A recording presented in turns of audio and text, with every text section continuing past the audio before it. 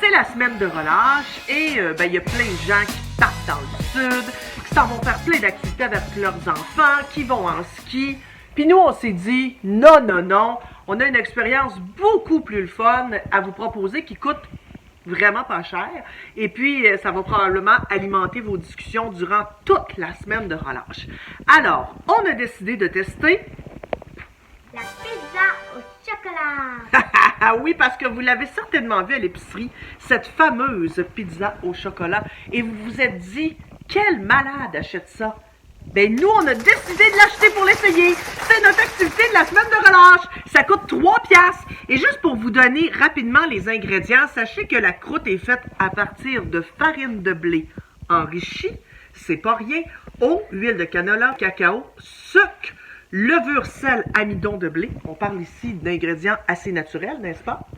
Extraordinaire. Il y a une sauce, parce que ça vient avec une sauce. C'est une pizza, au lieu du 3 fromages, c'est aux 3 chocolats, parce qu'il y a du chocolat noir, du chocolat blanc et du chocolat au lait. Donc, la sauce est faite à partir de plein de choses, dont du cacao. Et il y a évidemment la garniture. Donc, bon, c'est sûr que si on lit tout ça, c'est un peu déprimant. Mais retenez qu'il y a quand même du beurre de cacao et du cacao. Et le cacao, ça vient d'où?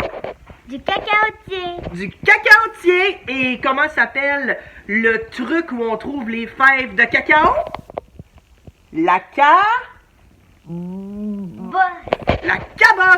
Donc, non seulement on fait une activité qui coûte 3 piastres pour la semaine de relâche, puis en plus, ben, on apprend des choses. Étape 1, chauffer le four à 425. Étape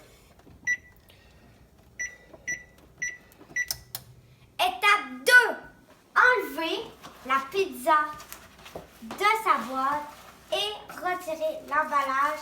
Moi, je vous conseille avec un ciseau parce que ça va mieux.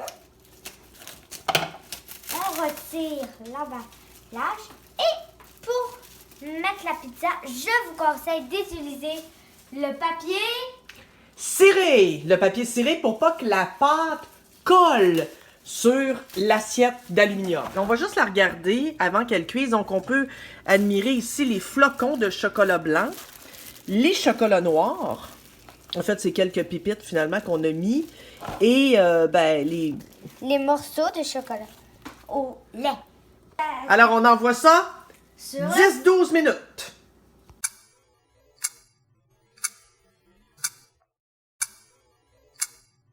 Bon, là, Romy, on est à la mi-cuisson. Et qu'est-ce qu'on fait quand on est à la mi-cuisson d'une pizza?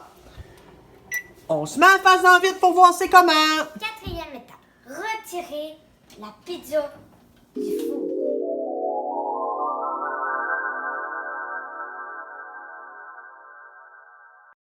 Et là, c'est le moment tant attendu, le moment de la dégustation. C'est l'heure que je déguste.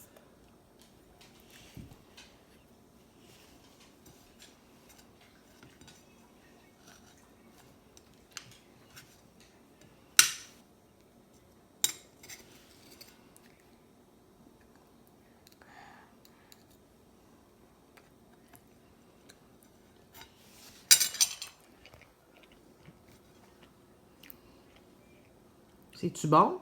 Oui, Vraiment bon ou? T'as pas l'air sûr?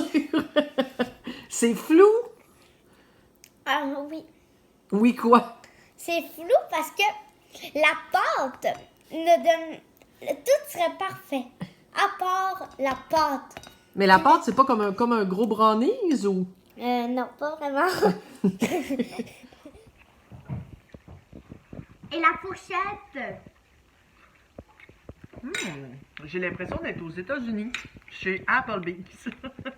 Ben, la pâte, elle a un peu la texture d'une grosse crêpe.